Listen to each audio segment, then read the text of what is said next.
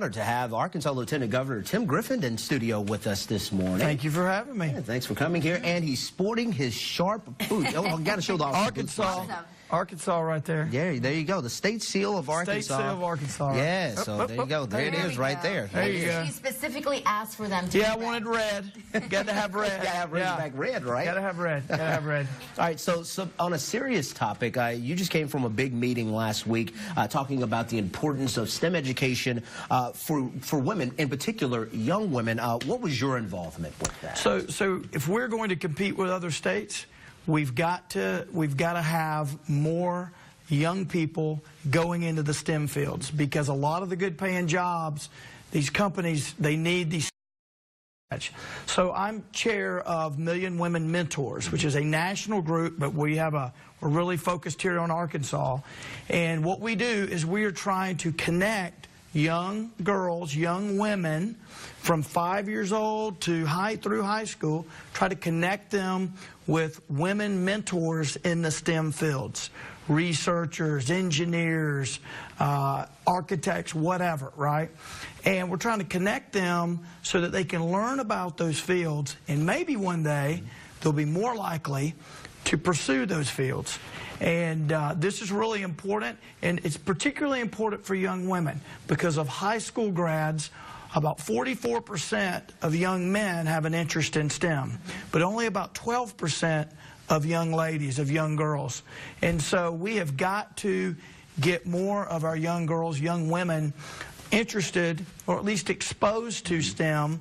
Don't want to push them, but when they make the decision about their career, we want them to make it knowing about STEM. I've got a 10-year-old girl, and I know how sometimes she says, oh, math's hard and all that.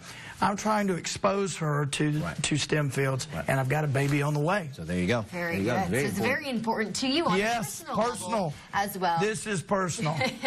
All right, we are also talking to you just about another task on your plate, and that is helping save money here within the state government. That's right. Tell us about your role in that. Well, first of all, some of my principles are we need to do more with less in government, right? First of all, we should not take people's taxpayer dollars and not spend it wisely. We've got to spend it wisely. We've got to be a good steward of taxpayer dollars. And we can deliver the services that government delivers better, more efficiently, right? A lot of government programs and government agencies were designed in the 40s and the 50s and the 60s and the 70s.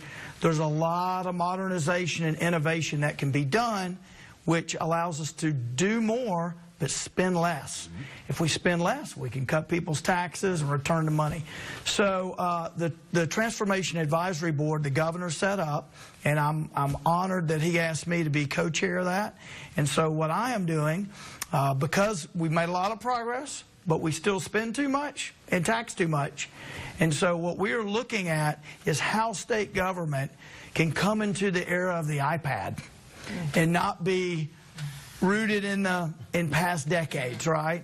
Because a lot of the stuff government does is important, but we want to do it being very careful with taxpayer dollars. So there you go. So two things covered: encouraging young women within STEM education, and hopefully cutting taxes so people can get more money back here in the state of Arkansas. Always a good thing. That's right. The STEM education will help us compete, and if we can reduce what we spend in government and lower taxes, we'll be better able to compete. There you go. Lieutenant Governor, thank you so much. It's an honor having you here in studio.